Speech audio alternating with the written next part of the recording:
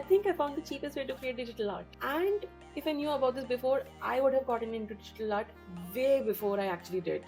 But I'm just happy that I know about it now and I can share it with you guys. Now you can become a digital artist just like me in under 300 rupees. All you need is your phone and this. And no, this is not an ad. You don't have to connect it to anything. You don't have to charge it. It works with iOS and Android. It's literally magic. I'm talking about using a capacitive stylus pen, and the one that I have is from Amazon Basics, but you can get them for even cheaper from other brands. I think the stylus is great for people who are trying to explore digital art as a hobby. They do not have to invest a lot of money into getting a graphic tablet plus other secondary and tertiary equipment. First, let's talk about the pros of using this stylus pen for creating digital art. Obviously, affordable. For the amount of money that you're investing in it, it is great value for money. It's extremely compact. It's the same size as any pen, so you can take it anywhere with you and you can make art on the go.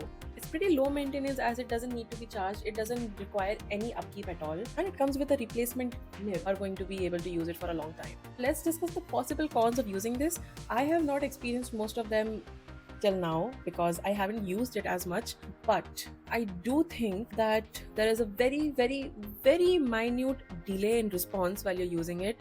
Like you can glide your hand over and you can see the line getting drawn 1 second later. That is something that you can get over. You can train yourself to draw with that sort of a most obvious drawback of using this stylus is that it does not have palm dejection feature.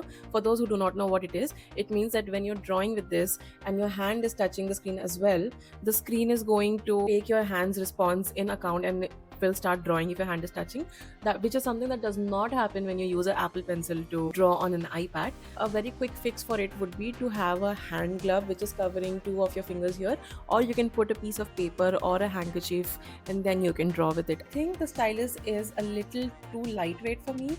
I believe that if I have a heavier stylus or a heavier pen, I have more control over my drawings, but that is a personal preference, as I know other artists who prefer to draw with a lighter stylus. The nib will not give you as much precision due to its disc shape. With practice, you can get better with it, and it is possible to create more detailed artworks with it in the future as well.